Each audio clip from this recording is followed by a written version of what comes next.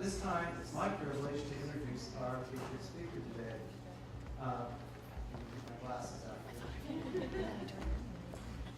So I just got to meet Steve Perkins, who is the 2014 Indiana Teacher of the Year. Learned a little bit about him.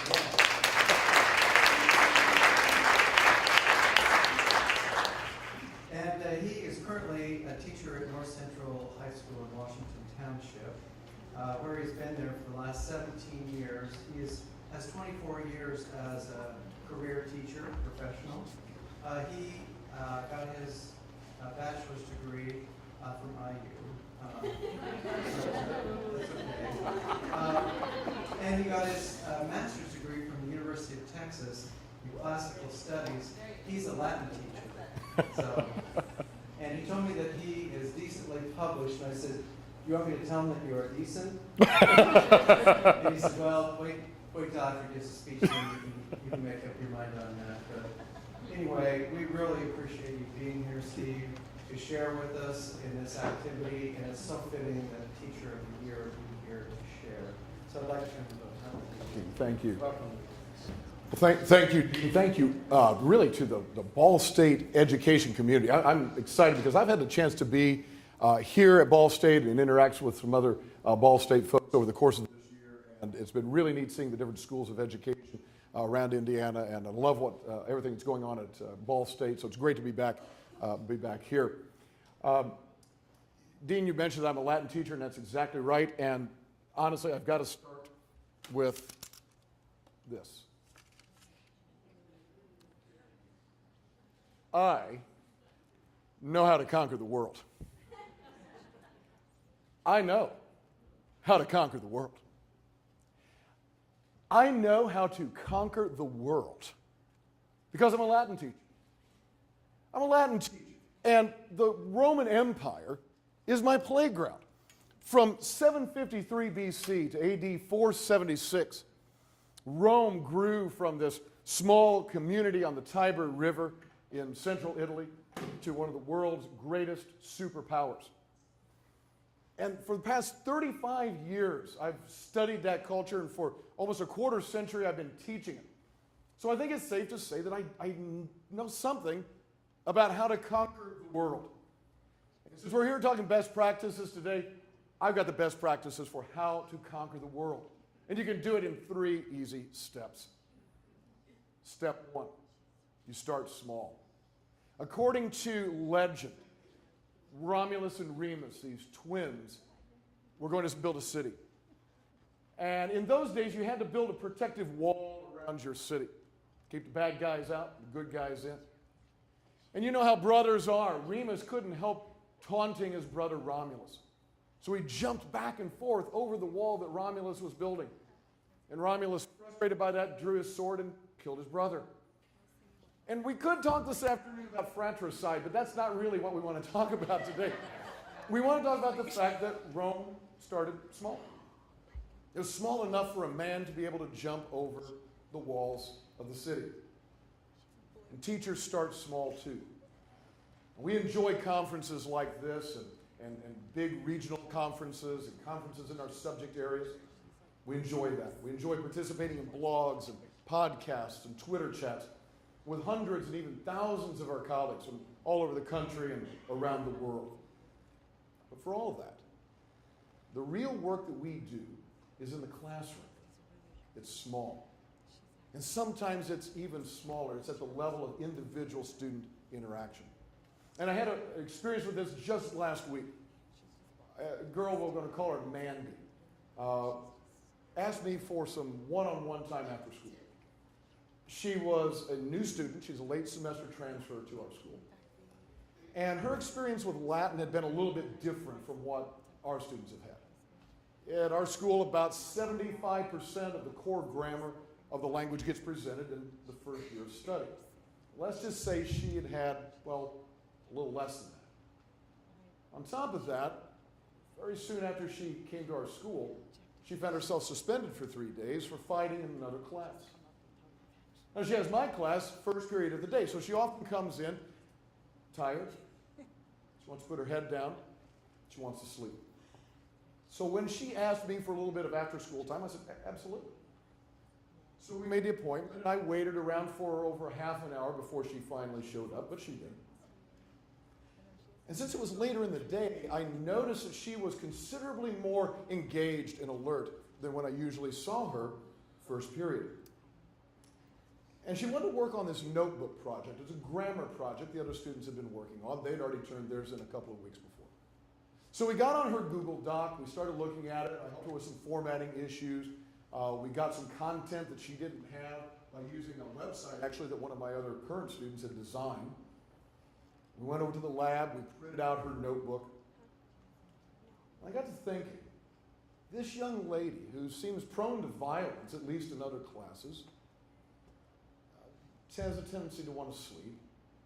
She was incredibly engaged. And I realized at that moment, this might be the most important thing I've done this particular school day. And I was then reminded of that even more and had that reinforced when later that same evening, I attended a dinner for our avid seniors. One of our avid seniors had invited me to be his guest. And Josiah had stayed with me for 3 years of Latin. And as he told me that night, he had discovered his love for writing, poetry, in Latin class.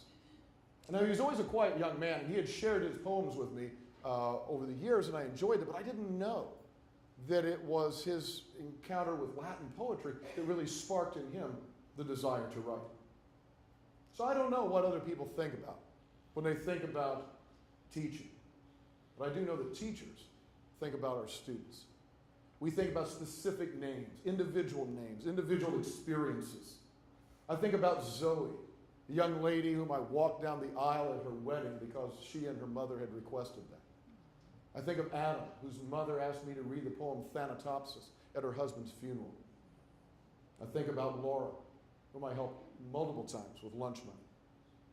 I think about Benny, I think about Rita, I think about Bo, countless others. Teachers start small by engaging each individual student as a unique human being that he or she is. We look beyond the clothes, we look beyond the attitudes, we look beyond the lack of participation sometimes. And we thrill to help our students discover their gifts and a place to live them out. So step one in conquering the world, start small. Step two is have something to offer.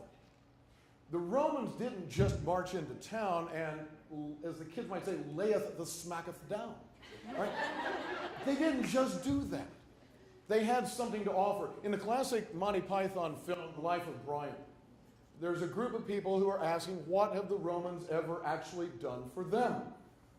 And the list quickly builds and includes things like sanitation, education, medicine, public order, irrigation, roads, fresh water system, and it goes on and on. The Romans took with them those things, including their own wonderful Latin literature and Latin language. Now, we can argue the merits of imperial expansion, but what nobody can deny is that the Romans took something with them when they went into these other lands, and that the world was a measurably better place because of the things that the Romans offered. Teachers, too, have got to have something to offer. And clearly, we know today it's not just content. I was at the back table just a moment ago talking about all the wonderful things going on in technology. It's not just raw information that we offer, because students can get that anywhere. What we offer is how to make the connections. We're the ones who say, this is actually that. We're the ones who make the connections to what's going on in their lives. When my second-year Latin students read the war writings of Julius Caesar, and we read how he describes his barbaric enemies, we talk about the role of propaganda in war times to dehumanize the enemy, making it easier for someone to kill. And then we take that a step further, and we talk about the similar role that slurs play in everyday conversation in language. But notice what it takes for us to do that. I have to know my subject incredibly well.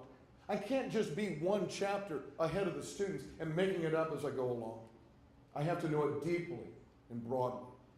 I have to know about a wide range of subjects if I'm going to make connections across disciplines. And that's the value of the traditional liberal arts-based college education. It's the reason that all of us studied math, English, science, history, foreign language, no matter what particular subject we teach today. And on top of that, I've got to know something about the lives of my students. I have to understand the culture in which they live.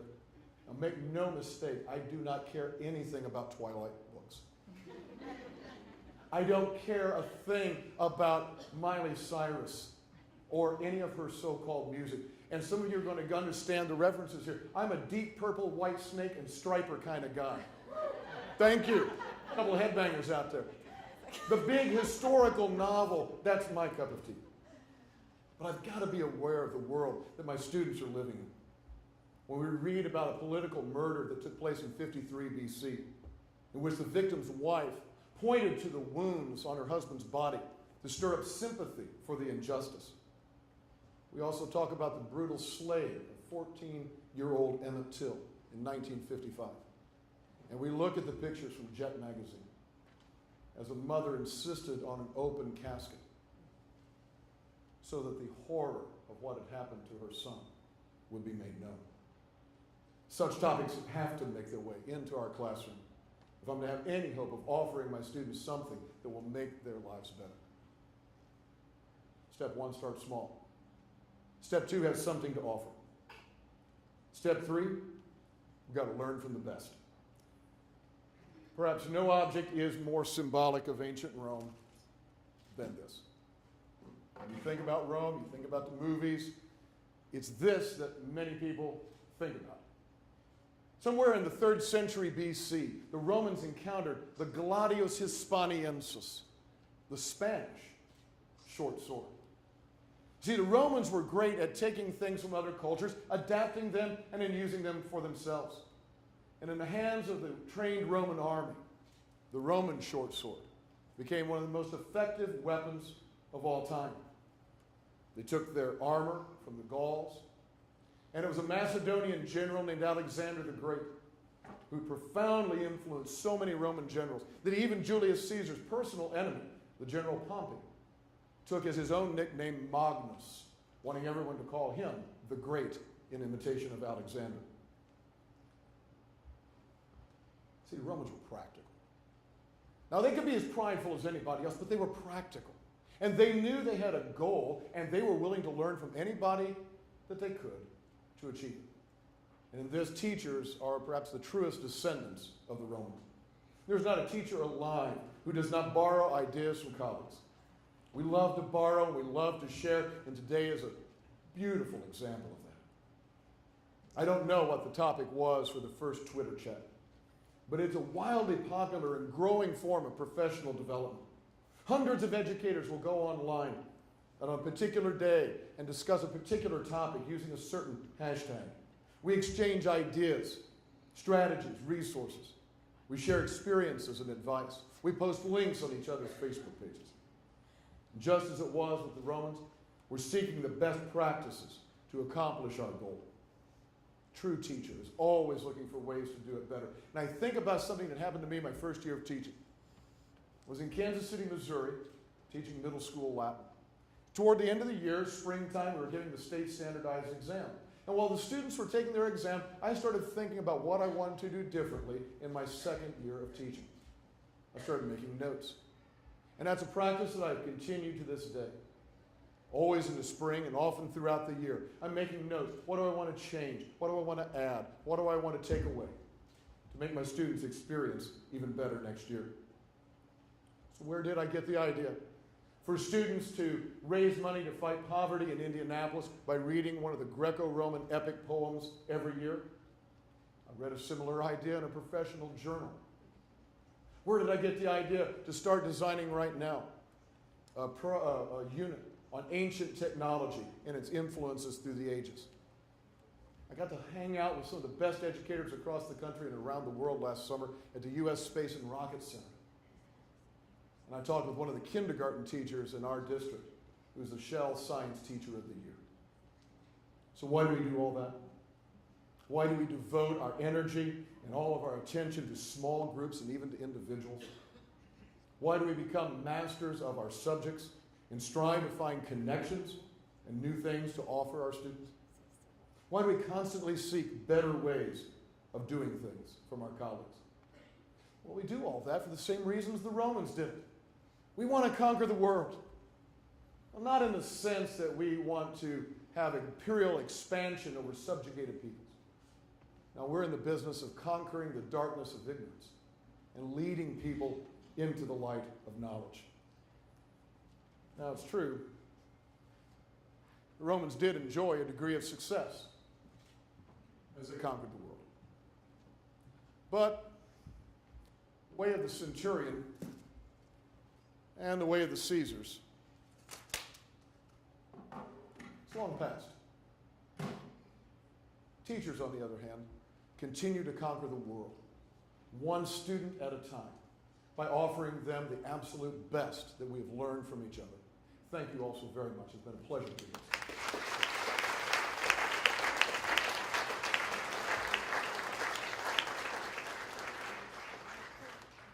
Thanks for that very inspiring, motivated message. That was great. I think we all want to sign up for your class. Last week was Teacher Appreciation, and we'd like to thank you as a teacher, appreciate all you do in your classroom. And on behalf of all those here at Ball State University, we'd like to thank all of our teachers here for all you do. I don't know if last week you heard messages on the radio, but we had messages from Teachers College thanking you as teachers, and I'd like to thank each one of you personally now for the great work that you do. This last, I guess it was Tuesday, I was in both senators' offices and our Congressman, Rick Messer, and I shared with them there is no other profession in the nation, in the world, that has a bigger influence on society than teachers, and we need to support our teachers and celebrate all that you do. Thank you.